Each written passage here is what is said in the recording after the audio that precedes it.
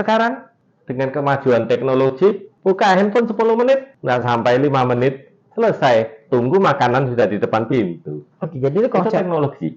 Jadi yang terkesan orang, istilah pinjol, itu adalah yang tidak berizin, misalnya. sepertinya ya. Ya, padahal nggak seperti itu. Ya. Apakah perusahaan ini akan dijalankan dengan benar, atau banyak yang aji mumpung? Oke. Mumpung lagi fintech kenceng-kencengnya, semuanya buat gitu Pak. Beli izin dulu. Beli izin dulu. Kalau izin sudah susah, dipindah tangankan.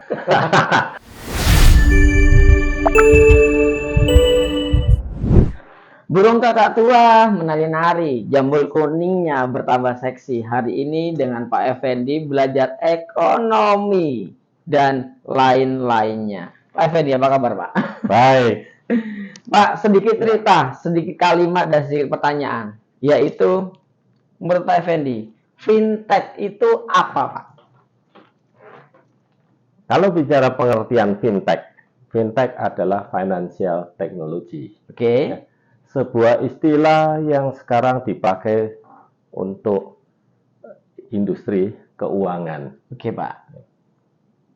Itulah konsep dasar fintech. Oke, konsep dasar adalah finansial teknologi yang sekarang lagi dipakai. Tetapi kalau pertanyaan keduanya adalah fungsi. Berfungsi banget nggak sih Pak untuk masyarakat Indonesia saat ini Pak? Sangat berfungsi. Oke. Ya, dan membuat industri ini menjadi lebih efisien. Ya.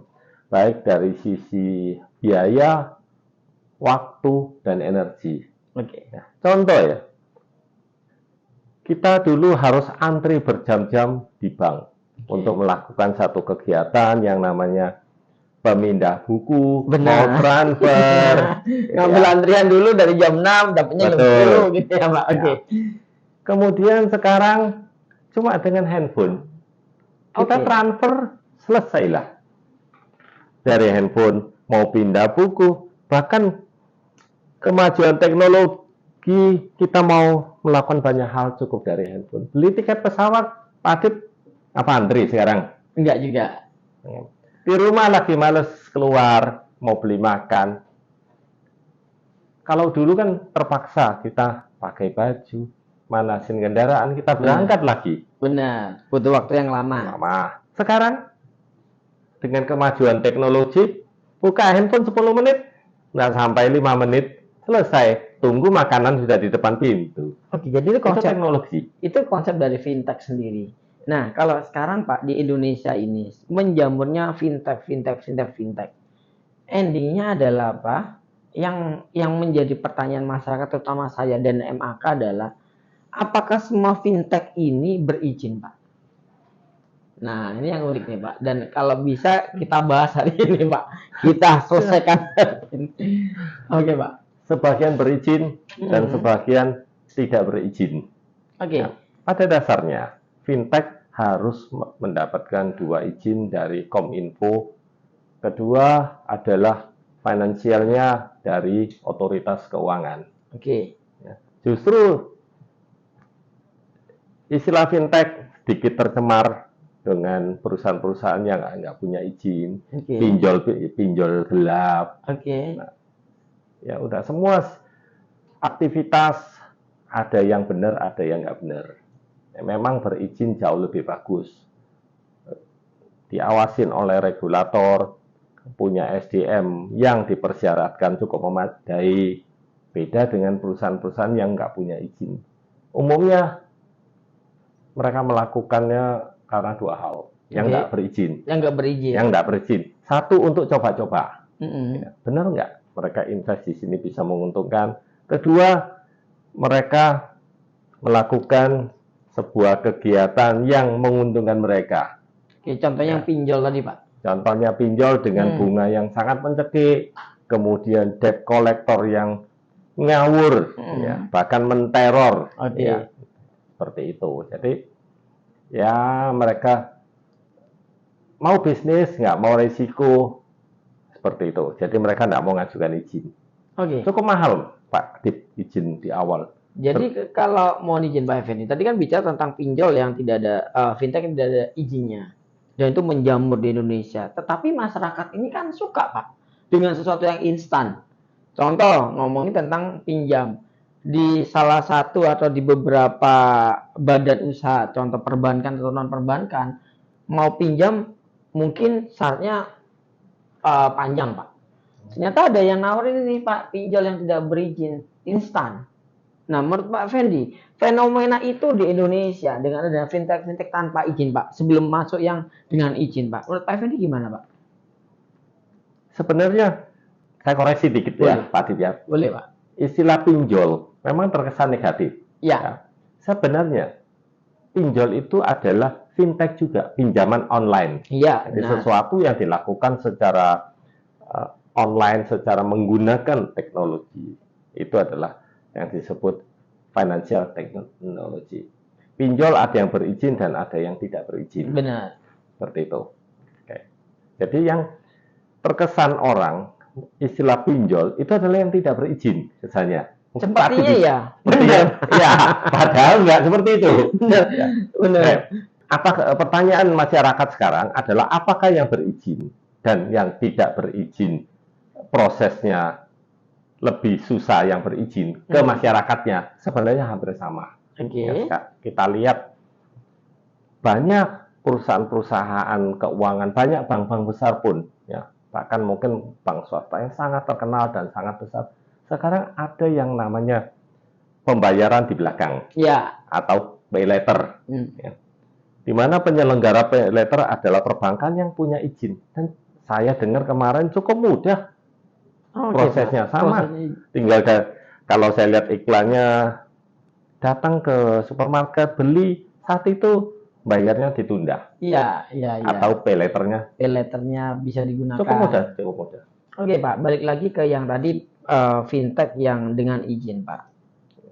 Berapa lama sih Pak ngurus fintech yang berizin, dan kira-kira kalau boleh ini kan MAK edukasi. Kalau boleh teman-teman MAK tahu prosesnya seperti apa, berapa lama, apa saja, kira-kira bisa nggak Pak di-share atau dibagi dengan teman-teman MAK Pak? Untuk pengurusan izin paling cepat biasanya 6 bulan. 6 bulan, ya, sampai dengan ada yang 2 tahun, 3 tahun, tergantung kesiapan dari perusahaan yang mengajukan izin. Cukup lama juga ya Pak, 2 tahun sampai 3 tahun. Ya, 2 sampai 3 tahun. Kalau 6 bulan, sangat jarang yang bisa. Apa yang membedakan izin 6 bulan sama 2 tahun sampai 3 tahun, Pak? Semua perizinan harus keluarnya dari otoritas jasa keuangan, karena berhubungan dengan keuangan dan Kominfo. Yes. Ya. Satu, yang membuat lama biasanya adalah perusahaan yang baru, mereka harus mempersiapkan SDM. SDM. SDM satu. Kedua, untuk mengajukan izin diperlukan audit ISO. Audit ISO juga. Standar mutu. Ya, standar mutu.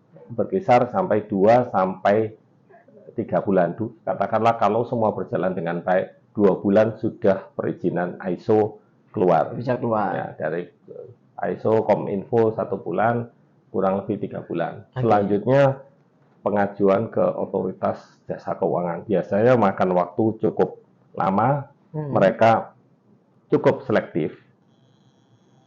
Beberapa faktor yang menjadi pertimbangan pemberian izin perusahaan yang akan didirikan, satu, berkaitan masalah SDM.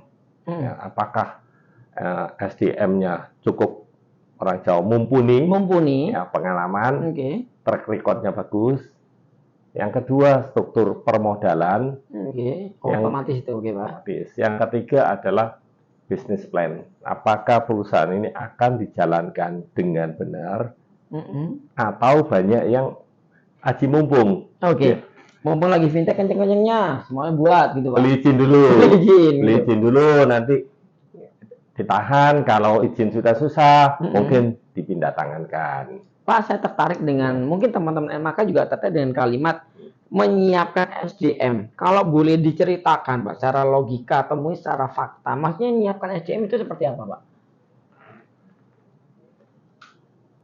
Istilah fintech, financial dan teknologi. Ya. SDM finansial, minimal orang yang pengalaman di industri keuangan sejenis. Contoh, itu komisarisnya atau keseluruhan struktural dari perusahaan yang mau diajukan, Pak? Keseluruhan. Oh, keseluruhan. Ya, keseluruhan. Langkah termuda atau dasar pemikiran termuda seorang komisaris. Apa sih fungsi komisaris? Fungsinya bagi saya nih Pak, orang awam. Saya membuat perusahaan, saya bertanggung jawab, saya memikirkan perencanaan dan bisnis terjadi. Nah, komisaris adalah pengawasnya. Ya.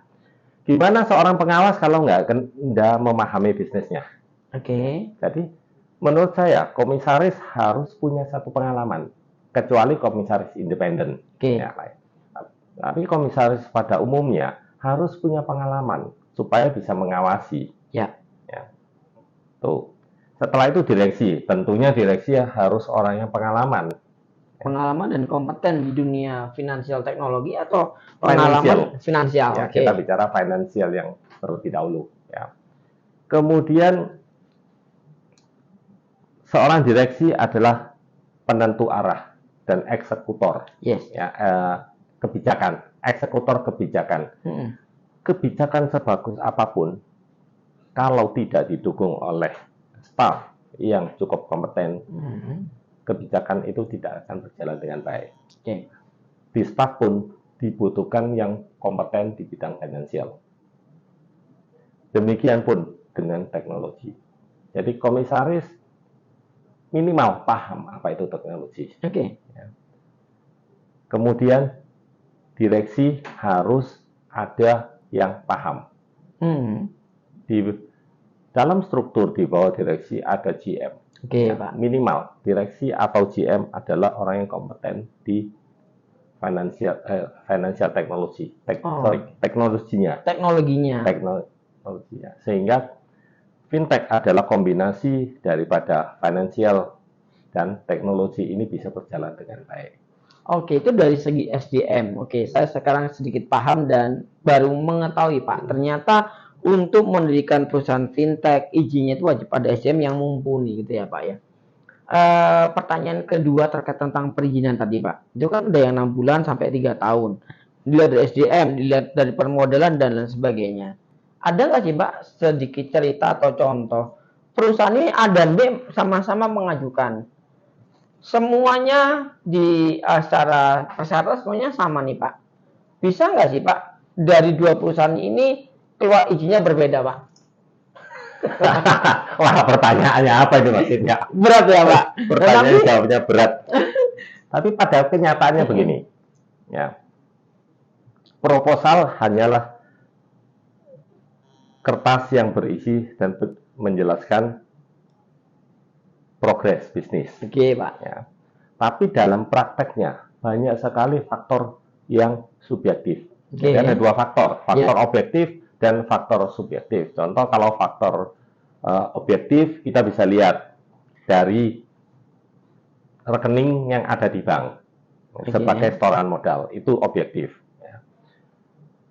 Ijazah seseorang yang dikeluarkan adalah faktor yang objektif. Karena contoh persyaratan di OJK untuk mengajukan perizinan, mereka membutuhkan staf ahli teknologi dengan sertifikasi tertentu. Di mana kita tahu hari ini antara lembaga A dan lembaga B yang masing-masing mengeluarkan sertifikasi tersebut, ya, kualitasnya berbeda. Ya. Tapi faktor objektifnya adalah sama-sama memiliki sertifikasi. Subjektifnya adalah kemampuan masing-masing orang mungkin berbeda. Yang membuat lama salah satunya adalah penilaian dan keyakinan OJK bahwa perusahaan ini mampu untuk bertahan. Dari apa? Dari direksi maupun dari SDM-nya. yang lainnya. Ya, itu faktor subjektifnya. Di mana jika kita punya proposal yang cukup bagus, background kita bagus, pengalaman kita bagus, dan kita bisa mempresentasikan dan menjelaskan sehingga pengambil putusan yakin bahwa perusahaan ini akan berjalan dengan baik, itu akan lebih cepat. Oke Pak, dampak positif fintech di Indonesia, menurut Pak Effendi gimana Pak? Pak Adib sendirilah merasakan kemajuan teknologi. Oke. Sangat bermanfaat. Kalau bagi saya sendiri, terutama pada saat kita pandemi. Saya hanya membayangkan, seandai kata nggak ada bantuan teknologi waktu COVID, gimana ya? Waktu itu kita mau makan, susah. Nggak boleh keluar rumah, lockdown. Akhirnya karena adanya kemajuan teknologi, kita cuma dari handphone kita selesai. Itu contoh simpel tentang fintech ya Pak ya, tentang kemajuan teknologi. Tentang teknologi. Teknologi. Teknologi itu ada yang fintech dan ada yang bukan. Kalau saya berbicara, kita waktu pandemi, kita pesan makanannya, ya Pak, istilahnya belinya itu teknologi yang bukan fintechnya, tapi sistem pembayaran, kan kita membayar melalui beberapa payment gateway, aplikasi lah, aplikasi. Nah, disitulah fintechnya di situ. Jadi secara nggak langsung bahwa di era yang modern ini 4.0 ya Pak, menuju 5.0 ini benar-benar fintech atau kita bilang digital teknologi atau teknologi itu benar-benar dirasakan manfaat besarnya oleh masyarakat. Benar, sangat bermanfaat. Ini Pak, tadi kan ada dampak positif Pak, dan dampak negatif menurut pakar ekonomi seperti Pak Effendi. Ada positif, ada negatif, ada putih, ada hitam. Nah ini yang hitamnya Pak. Kalau yang hitamnya akan berdampak seperti saya dan teman-teman saya. Generasinya berbeda. Jadi era jadul sama era ABG sekarang gitu Pak. Betul. Era milenium. Era milenium sangat cepat adaptasinya. Ya. Jujur saya ngomong kemarin, untuk medsos atau untuk download, saya aja awalnya sangat kesulitan. Ya, sangat kesulitan, yang mana saya tadinya menggunakan transportasi yang agak mahal memang ya, gitu, karena gaptek. Pak. Di situ. Jadi negatifnya kalau saya berpikir adalah kita bisa kita harus bisa beradaptasi secara keseluruhan. Ya, belajar buat kita juga agak susah. Semakin maju teknologi, kita tahu semakin banyak menu-menu di dalam. Membuat kita semakin susah. Jadi kadang-kadang ada kelebihan yang kita nggak pakai. Ya, negatifnya adalah di situ. Kedua, kalau bagi kita seringkali tidak nyaman dengan beberapa. Contoh, waktu kita mau makan di restoran, yang tadinya pakai buku manual, ada fotonya, jadi kita bisa merasakan, oh ya, lebih nyaman. Pak. Ya. Tapi kalau yang terjadi kemarin di restoran itu nggak ada menunya, jadi kita suruh buka sendiri, suruh jadinya kita merasa sedikit kurang nyaman. Ya, jadi kebiasaan. Ya. Jadi dampak negatif itu banyak dirasakan oleh rekan-rekan masyarakat Indonesia yang kita ngomong kalimat gaptek ya Pak ya. Jadi sebisa mungkin teman-teman MAK kita belajar teknologi mulai dari sekarang. Jangan sampai ketinggalan gitu ya Pak ya. Pak, saya tanya simple. Tadi kan ngomong fintech nih. Kita ngomong izinnya dan lain sebagainya. Saya tertarik dengan kalimat yang dibacanya Pak Effendi ini Pak. Angel Investor Indonesia. Pak, Angel Investor Indonesia ini apakah fintech? Iya. Kita adalah fintech. Perusahaan kita satu menggunakan teknologi.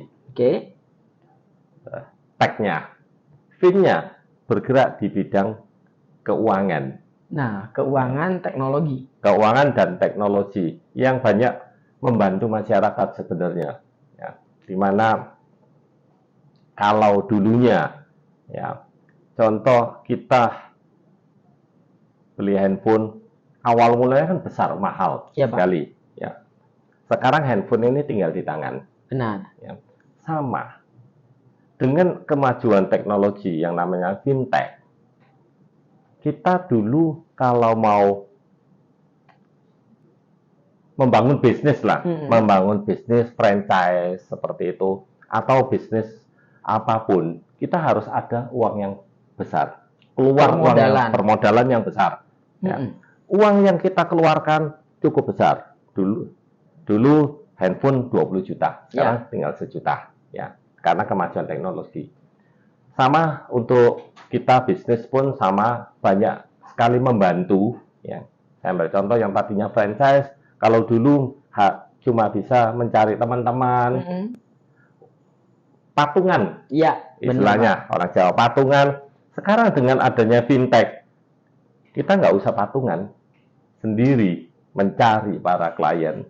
Tinggal pakai jasa kita, proposal, katakan Pak Adib mau buka restoran, udah bikin proposal, ya bikin proposal yang bagus, masuk ke Angel tinggal sampaikan ke masyarakat mereka bahwa Pak Adib mau buka restoran, ayo ngajak sama-sama buka restoran. Ada modal berapapun mereka tinggal setor semampunya atau senyamannya mereka, 1 juta pun sudah bisa. Pak, saya itu tertarik, mohon ini saya potong nih Pak. Tadi kan bilangnya AINDO ya Pak, Angel Investor Indonesia adalah perusahaan fintech. Biasanya bisnisnya itu sebenarnya ngasih modal, memberikan modal atau konsultasi Pak? Mayoritas yang namanya fintech ya, atau teknologi hanya platform. Baik. Ya, saya mengilustrasikan kalau Pak Adib punya aplikasi Tokopedia, ya Pak, ya, ataupun Shopee, ataupun yang lain-lain, Blibli, ya. Apakah mereka menyediakan barangnya? Sepertinya tidak. Tidak, setuju. Ya. Apakah mereka menyediakan pembelinya, konsumennya? Tidak juga. Tidak. Ya. Jadi platform mereka yang menghubungkan pemilik toko, pemilik barang, mempublikasikan di namanya, kalau saya menggunakan istilah apa ya, mereka itu marketplace. Mereka meletakkan barang dagangan di marketplace, kemudian masyarakat atau konsumen tahu ada yang namanya marketplace. Jadi, sehingga mencari barang, mereka langsung datang ke marketplace. Baik, itu ilustrasinya. Angel adalah platform di mana di satu sisi menyediakan mereka yang punya bisnis, yang mau mengajak untuk patungan. Oke, Pak. Ya. Kemudian para investor atau para pencari bisnis, mereka datanglah ke websitenya Angel. Oke. Ya. Yang kalau barang yang namanya marketplace, kalau ini namanya platform. Mereka masuk ke platformnya melihat, oh iya, ternyata ada bisnis franchise, bisnis recycle, bisnis properti yang mengajak untuk patungan. Baik. Seperti itu. Jadi kalau saya pakai logika orang awam nih Pak, bahwa Angel Investor Indonesia ini adalah salah satu platform yang dimana menyediakan mana yang mau mencari bisnis, mana yang mau berbisnis, benar Pak ya? Betul. Jadi kalau ibarat tadi marketplace nih, saya punya Tokopedia, saya punya Shopee dan lain sebagainya ya Pak. Yang saya nggak punya WeChat Pak. WeChat saya nggak punya juga ya Pak. Oke. Jadi contoh nih, saya punya duit nih 1 miliar atau 20 miliar, amin Pak. Amin. Tapi saya bingung mau saya ngapain nih. Tapi saya mau berbisnis. Daripada saya nggak tahu mau kemana arah uang saya masuk ke platformnya AINDO. Betul. Angel Investor Indonesia. Di sini saya bisa mencari berbagai macam bisnis yang saya ingin, tadi kalimatnya, urunan modal. Benar ya Pak ya? Betul. Begitu juga sebaliknya. Kalau misalnya saya nih punya bisnis franchise ABCD, tapi saya kekurangan modal, saya masukkan ke platformnya Angel Investor Indonesia, sehingga para pencari, para pemodal atau saya bilang orang kaya-kaya yang punya duit, bingung bisnisnya apa, itu bisa langsung melalui platformnya AINDO ini untuk mencari bisnis. Benar Pak? Setuju sekali. Okay. Tapi satu hal, Pak Adib, yang harus diperhatikan adalah Katakanlah Pak Adip punya uang 1 miliar. Baik. Ya. Kalau Pak Adip langsung mendatangi orang yang Pak Adip tidak kenal, kira-kira ya, Pak Adip nyaman nggak? Berpikir 1000 kali lipat, Pak. Atau Setuju. tertipu. Takut Setuju. uang saya hilang gitu ya, Pak. Setuju. Ya. Bedanya adalah kalau Pak Adip melalui Aindo, sebelum di listing di Aindo, diposting di Aindo, pemilik bisnis harus menyerahkan proposal. Oke. Ya, pertama mulai dari legalitas perusahaan, kemudian proposal bisnis, dan dokumen penunjang lainnya. Oke, Pak. Setelah itu, sesuai ketentuan yang diharuskan oleh OJK, kita memvalidasi apakah dokumen yang diberikan asli atau palsu. Gitu. Yang kedua, di Aindo punya yang namanya tim analis. Kita menganalis bisnis ini reasonable atau enggak, masuk akal atau enggak. Jika hasilnya adalah menurut analisa kita, dokumennya adalah absah dan bisnis ini punya peluang yang cukup bagus, kita akan tayangkan, kita akan listingkan. Sama lah, seperti saya lebih suka menggunakan yang sudah populer. Ya, marketplace. Kalau Bapak beli barang di marketplace kan terjamin. Ya, karena ada namanya filter, ya, di mana uang yang Bapak serahkan atau yang melalui marketplace akan sampai ke tokonya.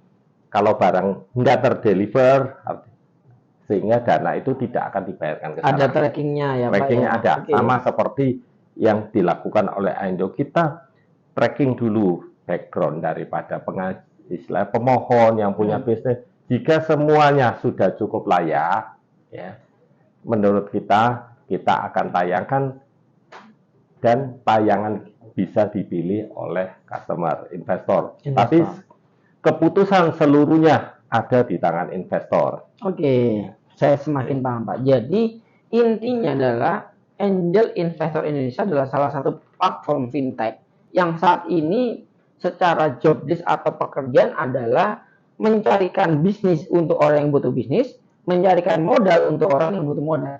Melalui platform yang Aindo tadi adalah sterilisasi, filterisasi, bahkan kalau dibilang adalah bisnis yang akan ditayangkan Aindo ini adalah bisnis yang proven, itu secara legalitas ada, secara konsep bisnis pun terjamin, dan yang pasti adalah secara jangka panjang kedua sisi ini bisa mengikat dengan adanya platform ini, Pak. Benar, Pak? Benar. Oke. Ya. Ini Pak Adip, kita harus bicara hitam dan putihnya. Ya. Iya, Pak. Putihnya atau yang enak-enaknya ceritanya seperti itu. Oke, enak-enaknya gitu. Oke. Kita harus fair lah ya, namanya bisnis. Jika satu saat ya kita nggak akan tahu terjadi apa yang ke depan. Ya. Dimana setelah kita analisa, apakah 100% menjamin? Tidak. Oke. Ya. Perusahaan-perusahaan raksasa dunia aja masih bisa kebobolan. Ya. Kita juga nggak bisa menjamin bahwa 100% dokumen yang mereka berikan pasti valid. Nggak bisa. Sepandai-pandainya tupai melompat 1-2 kali pasti akan jatuh juga. Ya. Tapi kita akan melakukan sesuai SOP. Apa yang mesti kita lakukan? Salah satunya kita connecting langsung dengan Dukcapil. Oke. Ya. Sistem kita cukup canggih sekarang. Canggih ya, Pak ya. Jadi langsung nge-link ke Dukcapil. Ke Dukcapil, kemudian Dukcapil adalah perihal keabsahan dokumen KTP dan lain sebagainya. Ya, apakah kemudian kita pasti akan melakukan yang namanya ID score. Di mana ID score adalah lembaga resmi yang menyediakan informasi data keuangan. Baik. Ya. Di situ kita bisa melihat bahwa yang butuh dana atau yang punya proyek bukan orang yang kredit macet di mana-mana, yang sudah terima uang hitam dari mana-mana. Nah, itu beberapa prosedur yang kita lakukan. Baik. Dan kita bisa sampaikan, kita tidak bekerja sendiri, tim kita juga ikut menganalisa dan sampai dengan merekomendasi, makanya kita bisa tayangkan. Hmm. Selanjutnya kita berdoa. Ya, saya sebut berdoa, usaha sebagus apapun juga kemarin. Waktu zamannya pandemi, Ya, rontok juga. rontok benar juga, Pak. Benar Jadi juga. kita berdoa, artinya berdoa dan berusaha. Berusaha sudah mencari yang terbaik, berdoa ini berjalan dan lantas ada gangguan dari pihak manapun, termasuk pihak luar. Siap, siap. Jadi berusaha dan berikhtiar ya, Pak ya. Betul. Oke, Pak. Sedikit cerita bahwa Aindo ini ada di Indonesia dengan basic platform fintech dan tentunya akan menguntungkan masyarakat Indonesia. Pak, ada nggak sih Pak dalam jangka waktu dekat ini Aindo membuat seminar sehingga teman-teman MAK itu juga ingin ikut? Oke, kok menarik ya obrolan hari ini? Bisa nggak sih mengetahui Aindo seperti apa? Ada nggak Pak beberapa hari ke depan atau beberapa waktu ke depan ini ada nggak seminarnya Pak? Kita akan lakukan secara rutin edukasi. Oke. Ya. Satu, kalau nggak salah minggu ini atau minggu ini sudah mulai ada, minggu depan juga ada. Ada Pak ya? Ada edukasi. Ngeliatnya di mana Pak teman-teman MAK Pak? Coba subscribe di kita punya medsos. Oke, Ada medsosnya di Pak. Instagram Oke, Aindo Instagram, Aindo. aindo.co.id. sama di TikTok juga TikTok ada. juga ada. TikTok juga ada. Oke, jadi teman-teman maka jika pengen tahu platform bernama Aindo ini seperti apa, jalanan bisnis seperti apa, dan pengen tahu kira-kira kalau sebagai investor ataupun pencari bisnis itu pengen tahu Aindo seperti apa, datangilah di TikToknya aindo.co.id dan Instagram Aindo. Karena di situ teman-teman maka akan mengetahui nih jejak ataupun planning ataupun proyeksi bisnis yang akan dilakukan Aindo dengan rekan-rekan atau dengan partnernya Bilo ya Pak Effendi ya. Iya, betul. Oke Pak, satu kalimat untuk masyarakat Indonesia tentang fintech. Fintech adalah sebuah terobosan atau kemajuan di semua industri, finance industri, dan semua akan menjadi mudah jika ditunjang oleh teknologi. Maka untuk teman-teman sekalian, belajarlah atau ikutinlah teknologi. Teknologi akan bermanfaat di semua lini, baik finansial maupun sektorial yang lainnya. Oke, luar biasa. Sekali lagi rekan-rekan teman-teman MAK jangan pernah lupa subscribe, like, komen, dan share karena MAK Network akan hadir dengan episode yang bisa berbagi informasi untuk kita semuanya. Sukses dan salam sehat. Makasih Pak Effendi. Terima kasih Pak Adib.